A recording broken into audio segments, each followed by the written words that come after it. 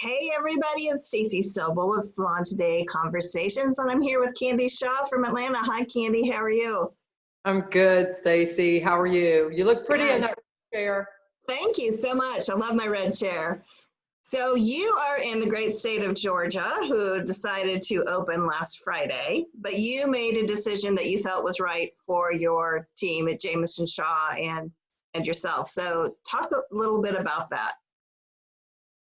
Well, everybody, I want to say first and foremost, I don't judge anyone who's already opened. I have a lot of great friends in the state of Georgia, great Atlanta salon owners who have chosen to go back to work, open up with soft openings. And so I made a decision based on science and putting health before hair in this moment.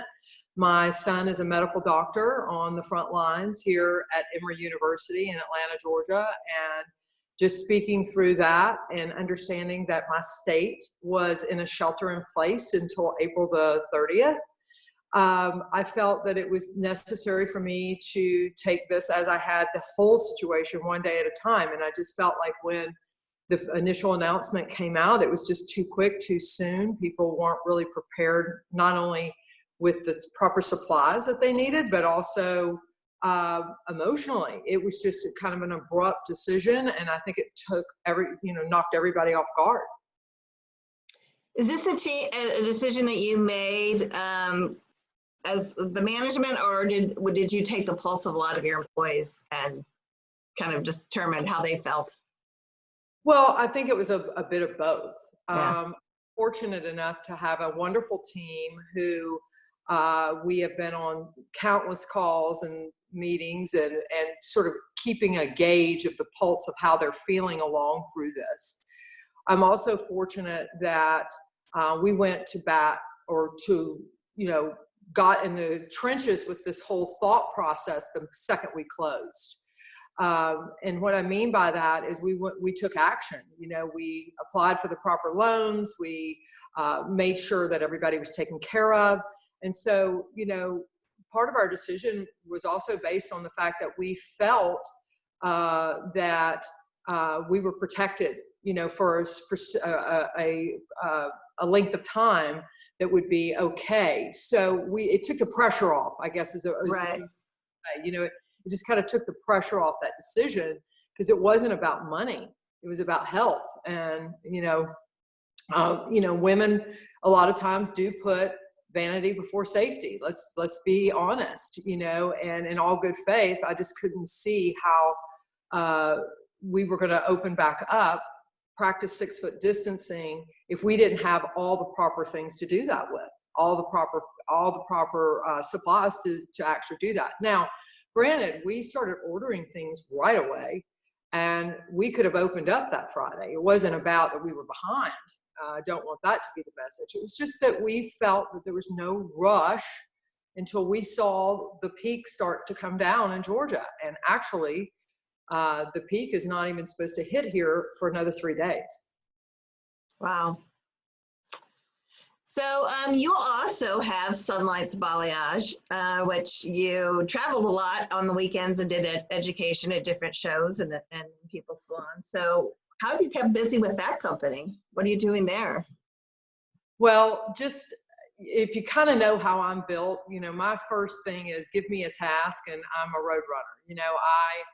I'm a taskmaster. I love to teach, and I couldn't take that part of myself away. So right away, I started doing digital education and built a studio in my workout room in my home.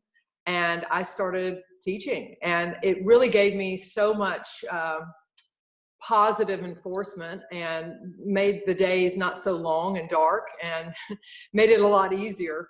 And by doing so, we had a huge uptick in sales because obviously every manufacturer out there is putting things on sale right now, and people are stocking up and people are buying things, which was great, which helped to float a lot of our company and our business because, I have 3 companies. I have my salon business, which is 50 chairs.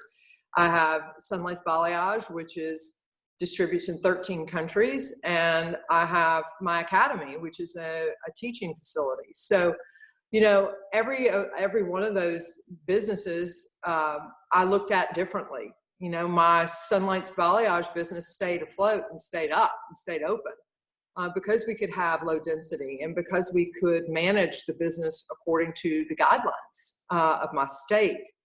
So I was very lucky to be able to do that. I had to take our classroom and put it into a digital age, which has been awesome. And then of course, you know, my salon, which 50 chairs and lots of people's lives that rely on me. What about the academy? Did you transition to digital education there, or what's happened with the academy? You know, our academy is continuing education, so it's not like a beauty school type of situation. So I just felt like, because I've been an educator my whole life, you know, that I just wanted to bring the classroom into the living room. And I felt that the biggest thing that I was finding that I was managing, and my phone was blowing up by people asking me, what are you doing? Why are you doing what, you know, was the biggest thing that I was managing was mental health. And I really feel strongly about that. I mean, a lot of folks have you know, they've talked about, you know, there's been a lot of hate out there. There's been a lot of love out there. But for me, it was about solidarity, you know, that people were home alone, that, you know, people were by themselves. And I know the hairdresser enough to know that somebody needed to have a voice about that and talk about loneliness and talk about how they were feeling, and kind of bring that to the forefront. So to answer your question, my teachings changed. It wasn't just about technical. Okay, let's learn a haircut. Yeah, we did that. Oh, let's learn a balayage. Yeah, we did that. But my teachings also became a voice of, how are you feeling? What are you doing? You know, how are you getting through this? You know, what can I do to help? Because I think that what the world needed right now was just a really good mother, you know? And so I just felt like I was just mothering people, for lack of a better term. I know you're also a member of a lot of groups, Intercoiffure, and also you have a local Atlanta salon owner group. How are you all supporting each other, and where do you draw your strength from?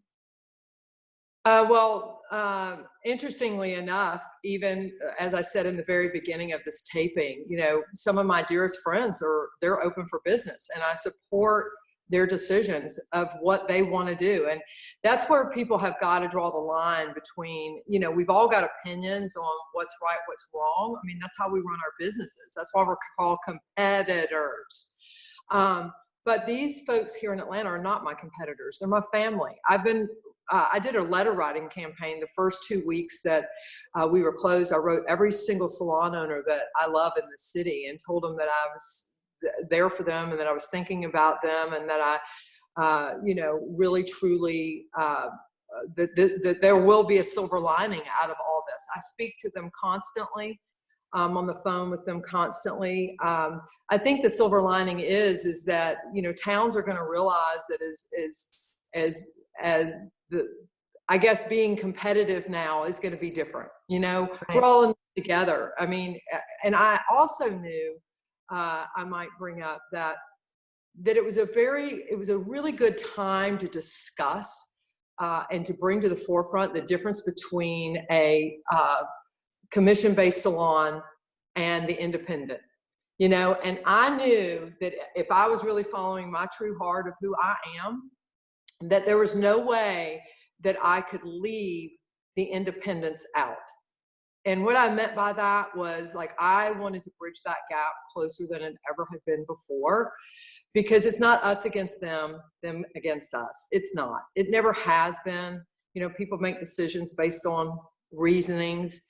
We won't obviously get into that conversation, but I knew as an educator, if I was following my true heart, that what I needed to do is I needed to reach back to the very lowest point and try to bring that up.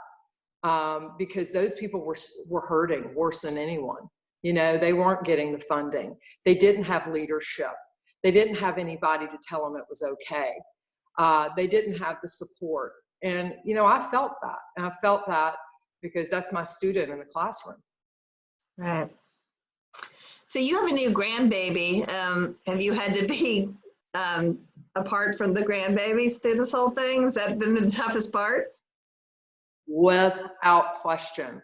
I've never FaceTime. Now there's this new Facebook portal that we're using where, you can see them in their house. And that's really been so tough on me. Not being able to see my grandbaby and to enjoy her at the way that a normal grandmother would has been tough. But I just kind of put it into thought like this, if I was making good decisions on her protection and the protection of my son on the front line and my father, who is still alive and well, that that this was short term, and this too shall pass. And I kind of thought about it like, well, maybe it would have been like I lived in Seattle and she lived in Atlanta. This is how these grandmothers must feel. So I tried not to get myself too wrapped up in feeling sorry for myself. There were days I did throw the pity party like everybody has. We all have thrown a pity party in all this, and you're lying if you say you haven't. You wake up some days with a list a mile long of things to do, and you go to bed that night and you don't feel like you got anything done. It's just like, and then there's days you're so super productive. So, I just have to kind of realize this is short term. Really, when people think about it,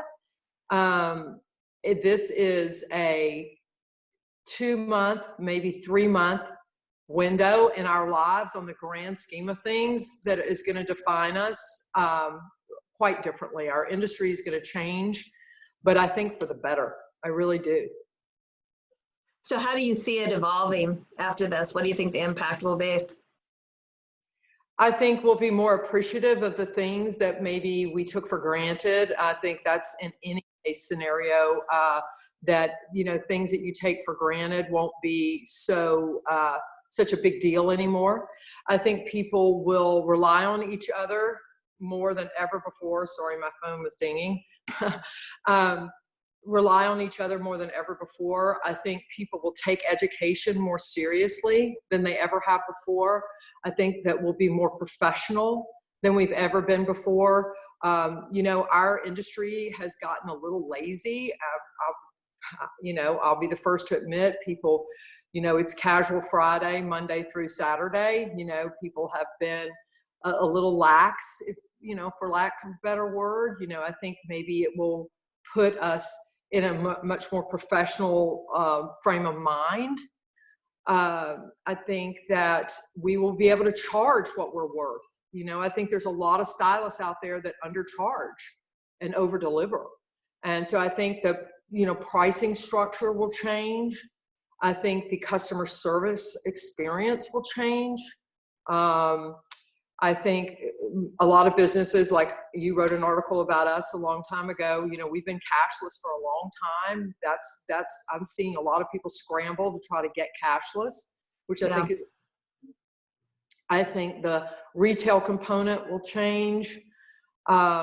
Really all the way around. I think that just the whole salon experience is going to be different, and the ones that can weather the storm are going to be the ones who really take it seriously and sort of lift up the quality in their business and not only rely on the quantity. So most importantly, and we'll end with this, did you teach Fred, your husband, to paint hair? Oh, that's a good one. No, but I'm teaching him to shampoo because he will that. Listen, when we go back to business, it's going to be all hands on deck. I've already had numerous talks with my team about, what you're going to be doing and what you're going to be requiring to do. It's not going to be somebody else's job anymore. It's going to be our job. And I think the teams that will really withstand this, already get that. I'm lucky to have a really amazing team. And certainly with my son and my husband, we've been quite the trifecta of, Fred watches more webinars than anybody I know, and Jamison's working on all logistics and everything from the digital age, and Mom's just over here teaching and trying to just wrap her arms around her community and, help people and lift them up, and shed some light on a lot of darkness. Well, thank you so much, and give my love to all your family and your dad as well. And hopefully we'll see each other on the road again soon. I look forward to seeing you on the other side. Okay, thank you, Candy. Thank you, Stacy.